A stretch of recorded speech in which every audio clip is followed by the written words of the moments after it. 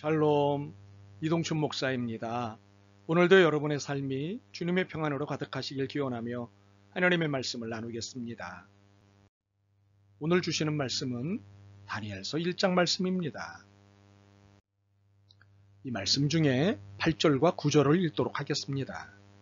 다니엘은 뜻을 정하여 왕의 음식과 그가 마시는 포도주로 자기를 더럽히지 아니하리라 하고 자기를 더럽히지 아니하도록 환관장에게 구하니 하나님이 다니엘로 하여금 환관장에게 은혜와 긍휼을 얻게 하신지라.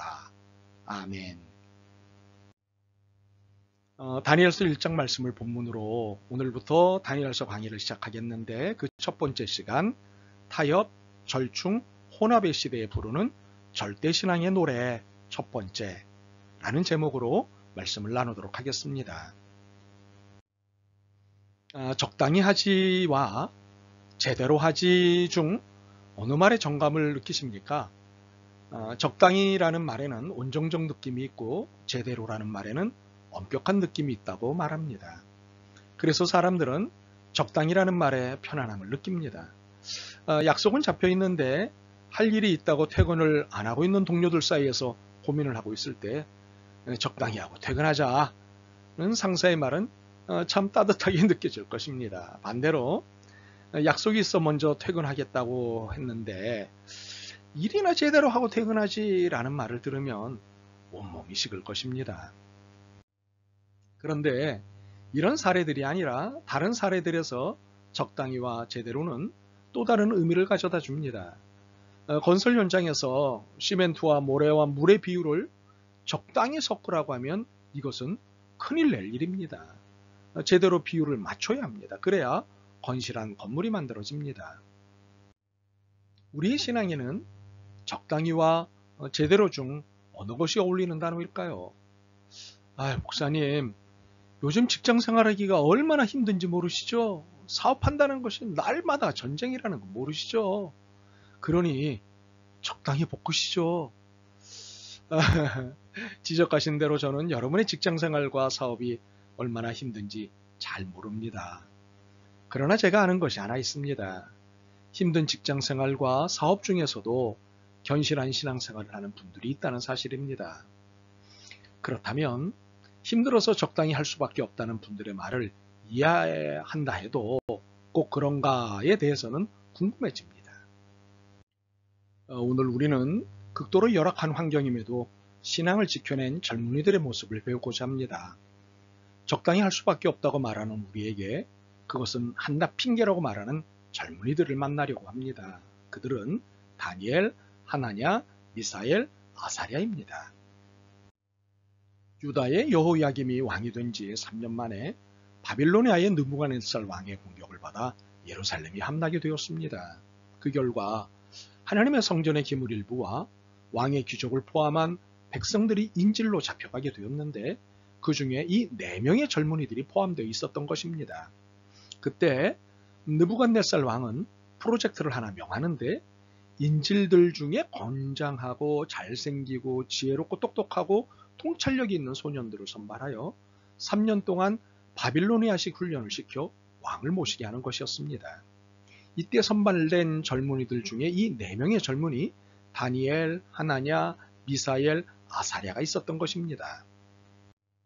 그런데 느부갓네살 왕의 특별 프로젝트에 뽑힌 것은 인질이기 때문에 어쩔 수는 없어도 이 환경 가운데서 자신들이 할 수 있는 것은 해야겠다고 마음을 정하게 되었습니다. 그것은 왕이 내린 음식과 포도주로 자신을 더럽히지 않겠다고 결심한 것이었습니다. 그래서 자신들의 뜻을 환관장에게 전달합니다. 그러나 환관장은 이를 받아들일 수 없다고 말합니다. 왜냐하면 왕의 명령에 불응하는 것이 되기 때문이라는 것이었습니다. 그러나 다니엘은 이에 굴하지 않고 환관장 밑에 있는 감독관에게 가서 자신의 마음을 청합니다. 그리고는 열흘만 시험해달라고 부탁을 합니다. 이에 감독관은 열흘을 시한으로 시험을 하였고 그 결과 다른 젊은이들보다 얼굴빛이 훨씬 좋고 건강해 보였던 것입니다. 그러자 이후 3년간을 이들의 소원대로 음식을 제공하였습니다.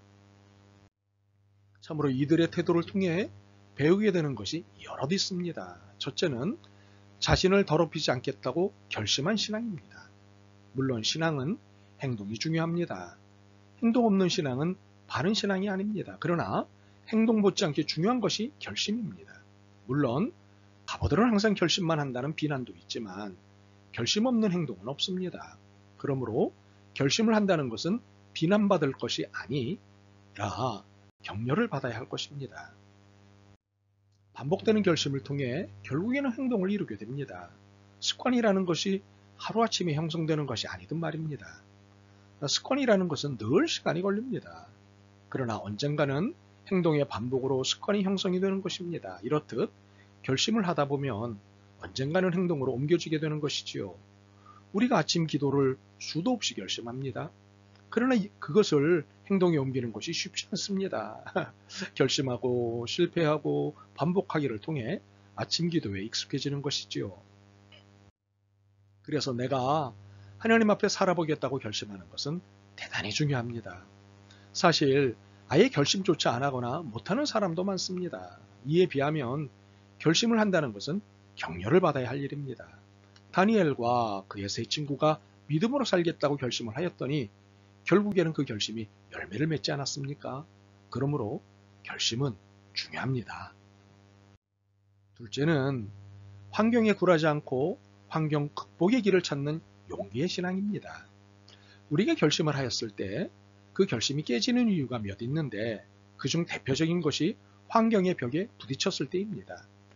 많은 이들이 자신의 판단에 이 벽은 넘을 수 없을 것이다 판단이 되면 그 결심을 포기합니다. 더 이상 전진하지 않습니다. 벽을 넘는 방법은 하나만 있는 것이 아닙니다. 높이에 따라 다르긴 하겠지만 사다리를 놓고 넘어가는 방법, 줄을 걸고 넘어가는 방법, 사람의 등을 타고 넘어가는 방법 등등 여러 방법이 있습니다. 원칙에 어긋나지 않는다면 방법은 다양할 수 있습니다. 다니엘은 처음에는 환관장을 찾아가 자신의 입장을 전달하였습니다. 그러나 거절당하였습니다. 그러나 여기서 좌절하지 않았습니다. 다른 방법을 찾았습니다. 그것은 환관장 수하에 있는 감독관을 찾아간 것입니다. 그리고 자신의 결심을 이룰 수 있었습니다. 혹시 감독관에게서도 거절당하였다면 어떻게 했을까요? 다른 길을 찾았을 것입니다. 그래서 그 결심을 이행했을 것입니다. 그들은 옳은 결심에는 반드시 길이 있음을 믿었기에 용기 있는 행동을 할 수 있었던 것입니다. 셋째는 환경의 주인은 하나님이심을 믿는 절대신앙입니다. 만물을 만드시고 만물을 지배하시는 분은 하나님이십니다. 이분 하나님이 내가 하나님 앞에 바르게 살겠다고 결심을 했는데 이것을 방해하시겠습니까? 오히려 방해하는 것들을 제거하시지요. 그러므로 바르게 살겠다고 결심한 이상 환경을 운운하는 것은 바른 신앙의 태도가 아닙니다.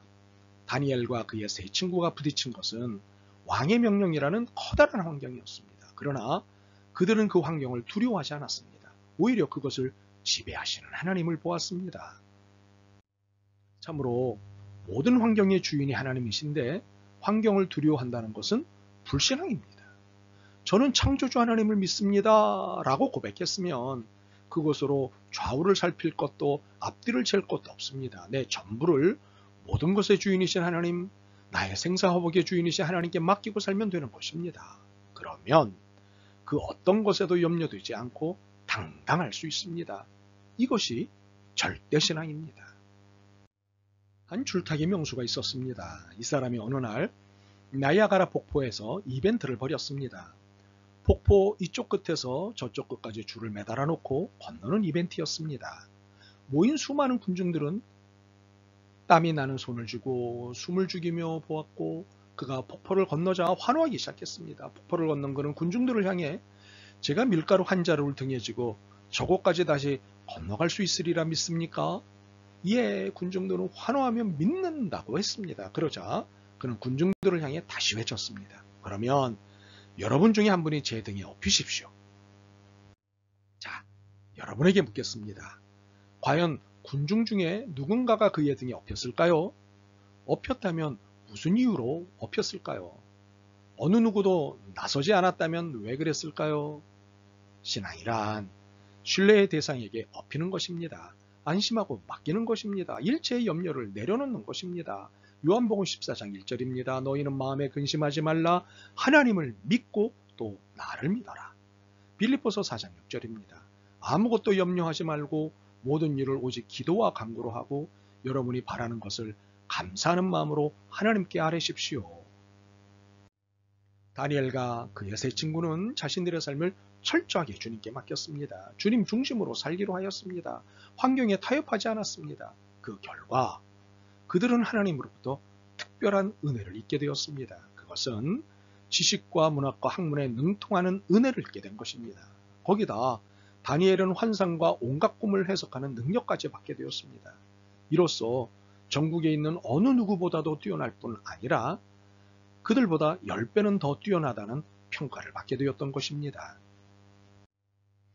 이들에게 내려진 이 은혜는 적당히 살아서 주어진 것이 아닙니다. 제대로 살아서 주어진 것입니다. 이처럼 제대로 살면 내 운명을 주님이 바꿔주십니다. 아주 분명하고 선하게 말입니다. 2절, 9절, 17절의 주어는 내가 아니라 하나님이십니다. 그러므로 여러분의 운명의 주인은 하나님이십니다. 그분 앞에 제대로 사는 우리가 되길 바랍니다. 아멘. 주님, 다니엘과 그의 세 친구의 절대신앙을 보았습니다. 그동안 적당히 신앙생활 했던 것을 회개합니다. 환경에 굴하지 않고 변명을 찾지 않는 제대로 된 신앙생활을 하기로 결심합니다. 도와주옵소서. 예수 그리스도의 이름으로 기도드립니다. 아멘. 오늘도 여러분의 믿음과 삶을 응원합니다. 사랑합니다.